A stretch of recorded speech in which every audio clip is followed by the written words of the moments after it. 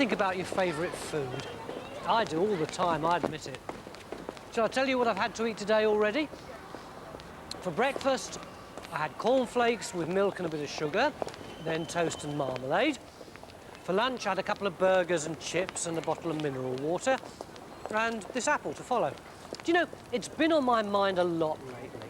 I mean, what if I couldn't buy my favourite foods? What if there were no cornflakes, no sugar to put on top, no burgers or chips? And another thing, what if I couldn't have cold milk from the fridge?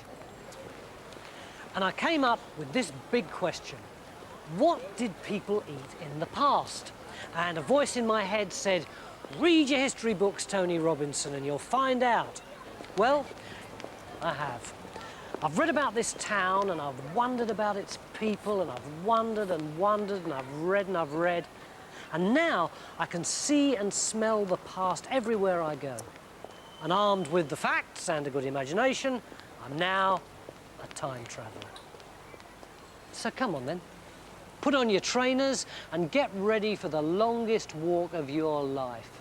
We're going to answer that question. We're going to walk through time. Imagine a time long, long ago. Then a bit longer, then a bit longer still. When I say long ago, I mean a length of time that makes your mind ache trying to imagine it. We're here. We're at the beginning of our walk. Same place. Look, it's the same river.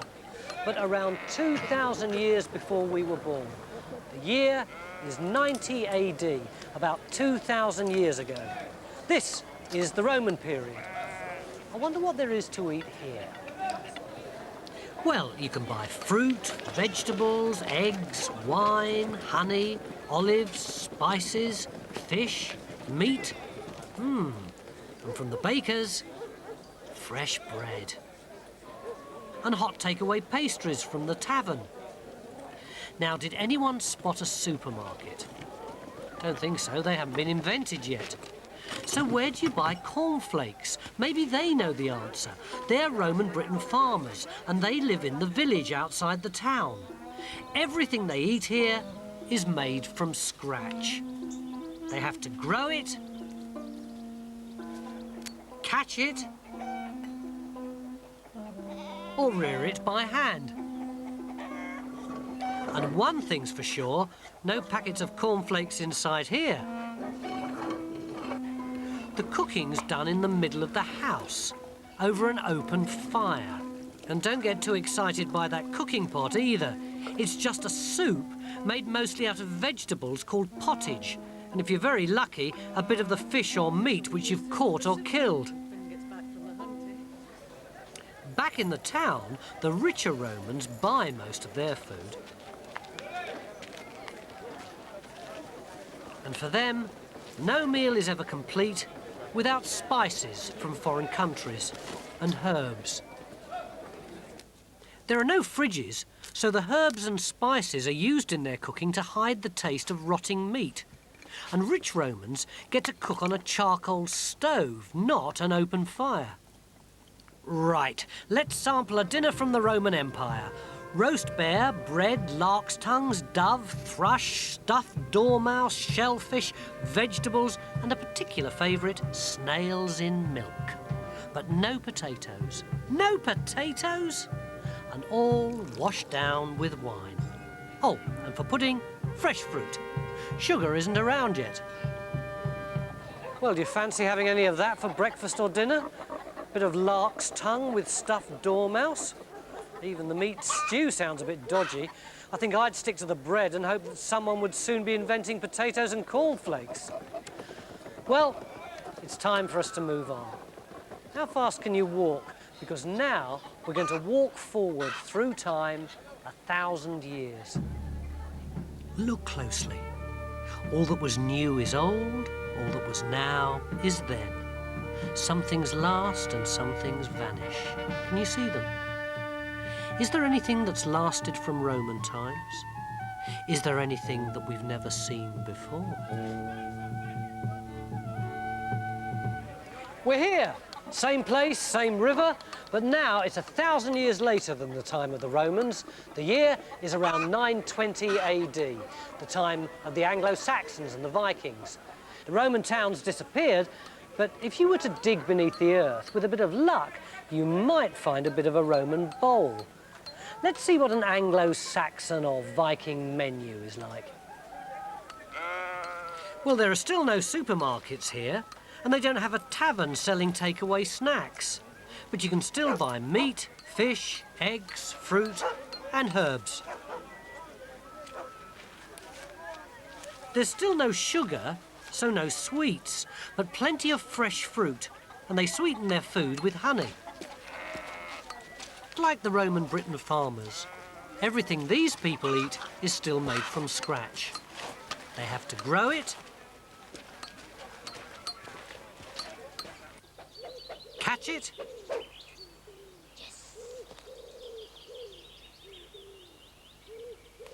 or rear it by hand.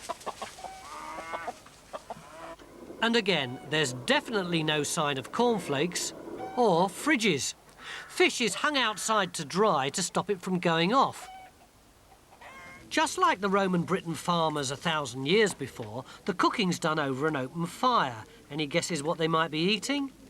Pottage again, vegetable soup. But when a Viking warrior returns from his travels, they're in for a feast. Wild boar, chicken, mutton, beef, sausages, fish, vegetables, and fruit sweetened with honey. All with a drop of ale or mead. Still no potatoes. And did anyone spot cornflakes or fridges? Plenty of fresh fish, vegetables and bread, though. And there's a good chance you'd be having pottage at least once a day. But no more stuffed dormice. Time to walk on. It's not quite so far this time, so don't rush. We only have to fast forward 600 years. Look closely. All that was new is old, all that was now is then. Some things last and some things vanish. Can you see them? Is there anything that's lasted from Anglo-Saxon and Viking times? Is there anything that we've never seen before? We're here! We're in the Tudor period. Same place, same river, but it's over 600 years since we popped in on the Anglo-Saxons and the Vikings. We're in the 1590s AD. You can't see where the Anglo-Saxons and Vikings lived, but they were here. If you were to dig down into the earth, you might find part of a Viking cup made of bone. I wonder if the Tudors have discovered sugar. And what about potatoes? Do you remember the Tudors? Very crowded, dirty, smelly, unhygienic, and sharing the streets with rats. Let's see what they eat in the 1590s. Aye, aye, a sailor. What's he brought back from his travels then? The potato, at last. Not sure they know what to do with it, though. Oh, look at the state of his teeth. He's also discovered sugar. What about toothpaste? No. But sugar is very expensive, and you have to be rich to enjoy these marzipan sweets made of almonds and sugar. And if you're not rich, well then food is very different. It's 1,600 years since the Roman Britain farmers, and these Tudor farmers are still making everything they eat from scratch. Outside the town on the farm, they have to grow all their food, catch it, and rear it by hand. Cooking's still done on an open fire, and dinner is still pottage. It might include a lump of pork or beef if you're lucky. And there's no sitting eating marzipan sweets here. I think this one's ready for the oven. Children on the farm have to work hard from dawn till dusk, every day, every year, all their life. And if the meat isn't salted and stored in the pantry, it'll go off. There are still no fridges, and if it can't be stored for the winter, these people can't eat. It's as simple as that. But the rich people eat all year round, and they eat very well. Looks as if there's a posh do at the manor house. You live in the manor house if you're rich. And if you're rich, you have servants who work so hard for so little that they might as well be called slaves. At least they get to cook on a charcoal stove. So today, the rich are eating chicken, liver, stewed mutton, beef, not many vegetables and no potatoes. But for pudding, marzipan sweets in fancy shapes, all washed down with wine. So there's good news and bad news as far as I can see. The good news is that they've discovered sugar and potatoes. The bad news, they haven't discovered toothpaste yet. But it's time to walk on. Only a stroll after the journey we've made. We only have to fast forward 300 years. Look closely. All that was new is old, all that was now is then. Some things last and some things vanish. Can you see them? Is there anything that's lasted from the Tudor times? Is there anything that we've never seen before? We're here. We're in the Victorian period. Same place, same river, but now it's over 300 years later than Tudor times. We're in the 1890s AD. Can you work out how long ago that is? Most of the Tudor town has gone, but it was here. If you were to dig down into the earth, you might find a pewter plate from Tudor times. Now, I know they've got factories and trades, but have the Victorians invented toothpaste yet? It's the 1890s, but still no sign of a supermarket. What can you see? There's a grocer's shop. That's a change. Somewhere you can buy sugar, butter and eggs. And look, food is in packets now. You'd still go to the butcher's to buy meat, and there's a greengrocer's for your vegetables and potatoes. Thank goodness for that. The Victorians know that potatoes are for eating. You can have your bread delivered to your home. There are hot roast chestnuts. And look, it's the first time we've seen sweets. But remember those Tudor black teeth? Hooray, white teeth! So the Victorians have invented toothpaste. Hey, they're off on a picnic. And when the Victorians picnic, they do it in style.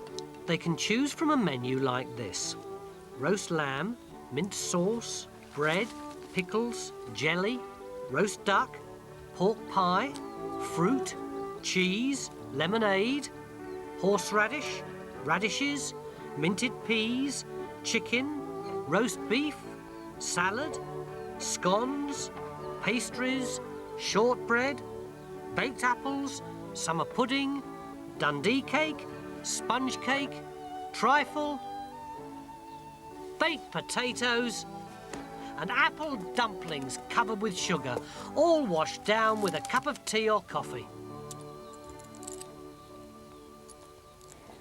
But this poor boy won't be eating food like that. His dinner would be mostly bread and vegetables. Remember the pottage? Well, here it is again. It's got a new name now: soup. Just like pottage, it's made of vegetables, and on a good day, a bit of meat. How do you fancy that for breakfast, lunch and dinner? Because these people eat it all the time. Well, what did you think of the Victorian menu then? Are you glad that they have sweet shops now? Thank goodness they've invented toothpaste. Still no supermarkets though. And did anyone spot cornflakes? Well, it's time we were getting on. Tie up your shoelaces. We're going to fast forward 60 years or so into the future. 60 years, is that all? That's a doddle for us, isn't it? But you wait till you see the changes. Look closely. All that was new is old, all that was now is then. Some things last and some things vanish. Can you see them? Is there anything that's lasted from Victorian times? Is there anything that we've never seen before?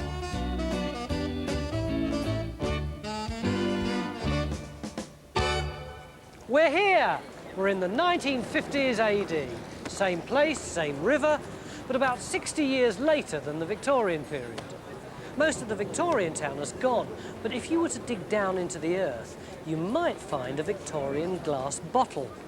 The 1950s, here we come. Show us what's on your menu. Chips! And the supermarket, they've invented the supermarket with a menu of food that's fresh, tinned, in packets or frozen. Now there are fridges at last. So pick up your basket and choose your food.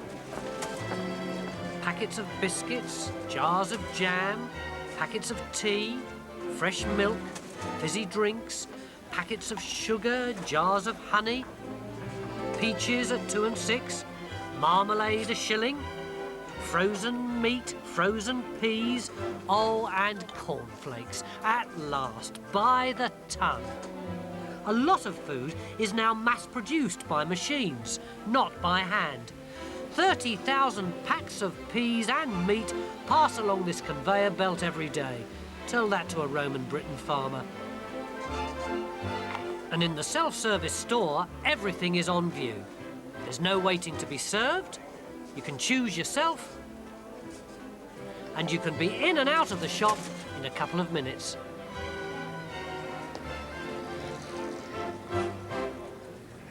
Well, well, well, that's all I need to say, really.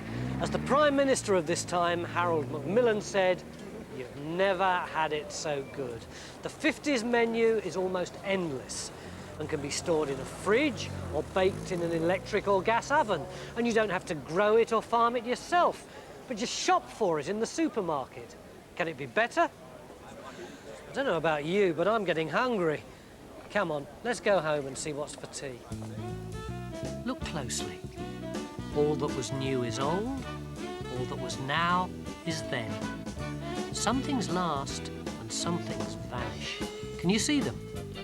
Is there anything that has lasted from the 1950s? Is there anything that we've never seen before?